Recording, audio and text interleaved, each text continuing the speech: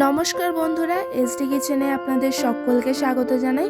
আশা করি আপনারা নিশ্চয়ই খুবই ভালো আছেন।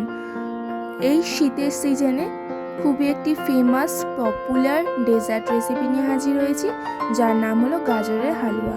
আশা করি আপনাদের এই ফেমাস ডেজার্ট রেসিপি গাজরের হালুয়া দেখতে খুবই ভালো লাগবে।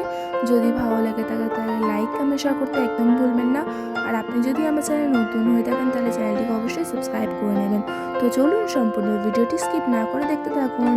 গাজরের হালুয়া তৈরি করার জন্য এখানে আমি 1 কিলো গাজর ভালোভাবে ধুয়ে ছাড়িয়ে গ্রেটারের সাহায্যে গ্রেট করে নিয়েছি। এদিকে আমি গ্যাসে কড়া বসিয়ে নিয়েছি। কড়াটা গরম হয়ে গেছে। কড়ার মধ্যে আমি বড় চামচে 4 চামচ মতন ঘি দিয়ে দেবো।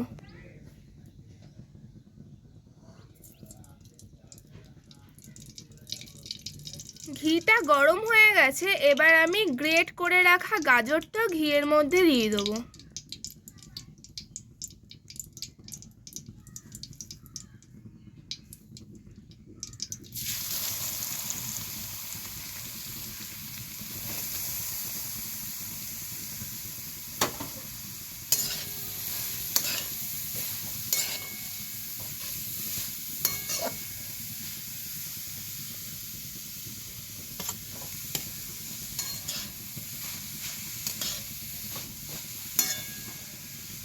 ঘিয়ের মধ্যে গ্রেট করে রাখা গাজরটা দেওয়ার পর আমি হালকা নাড়াচাড়া করে নিয়েছি। এবার আমি গাজরটাকে একটা প্লেটের সাহায্যে ঢাকা দিয়ে রাখবো কিছুক্ষণের জন্যে, যাতে গাজরটা ভালোভাবে মজে যায়।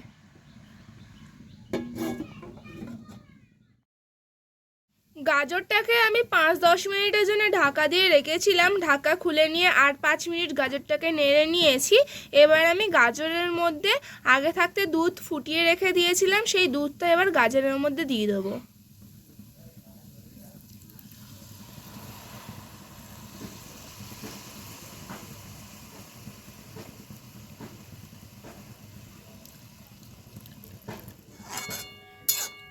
আমি এখন পরিমাণ মতন দুধ দিয়েছি। আবার যদি দুধটা গাজর টেনে নেয় তাহলে আর অল্প পরিমাণে দুধ দিয়ে দেবো পরে। আর অল্প পরিমাণে আমি গাজরের মধ্যে দুধ দিয়ে দেবো।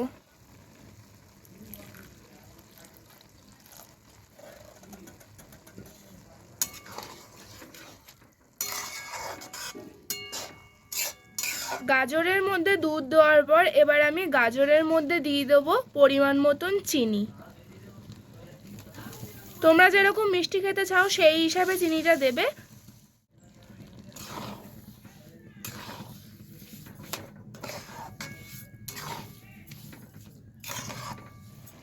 গাজরের মধ্যে চিনি দেওয়ার পর চিনিটা গলে গেছে, গাজরটা ভালোভাবে সেদ্ধও হয়ে গেছে। এবার আমি গাজরের হালুয়ার মধ্যে ড্রাই ফ্রুট দিয়ে দেবো, যার মধ্যে রয়েছে কাজু বাদাম, আমন্ড আর কিশমিশ। গাজরের হালুয়ার মধ্যে এবার আমি ড্রাই ফ্রুটগুলো দিয়ে দিচ্ছি। প্রথমে দিচ্ছি আমন্ড,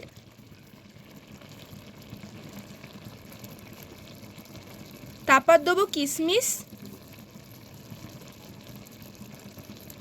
এবার আমি দিয়ে দেবো কাজু বাদাম গুঁড়ো।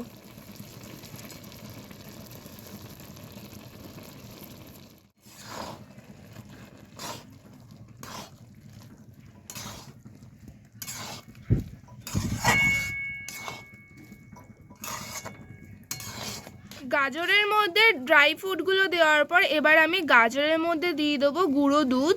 আর একটু টেস্ট ভালো আসার জন্যে আমি দিয়ে দিচ্ছি গুঁড়ো দুধ। অনেকে খোয়া ক্ষীর ব্যবহার করে, আমি দিয়ে দিচ্ছি গুঁড়ো দুধ।